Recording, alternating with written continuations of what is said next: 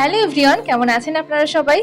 এই সিজনের প্রথম বিয়ের বাড়ি নিমন্ত্রণ পেয়েছি, না গেলে চলে বলুন। আর আজকে ছিল বিশ্বজিতের একটা বন্ধুর বউ ভাত, আর সেটা আমাদের প্রচুর ক্লোজ, কারণ সেই মানুষটা খুব ভালো, তাই জন্য আমাদের তো যেতেই হবে। তাই আমি তাড়াহুড়ো করে বাড়িতে চলে এসে খুব তাড়াহুড়ো, মানে রীতিমতন আমি ছোটাছুটি করেছি বাড়ির মধ্যে, খুব তাড়াতাড়ি করে কাজ কমপ্লিট করে 8:30টার মধ্যে রেডি হওয়ার কথা আমাকে বিশ্বজিৎ ফোন করেই বলে দিয়েছিল। আমি সেই জন্য ঝটপট করে মেকআপ করে নিচ্ছিলাম। আমি তো ভেবেই রেখেছিলাম যে বিয়ে বাড়ি যাবো, একটা সিম্পল লুক ক্রিয়েট করব।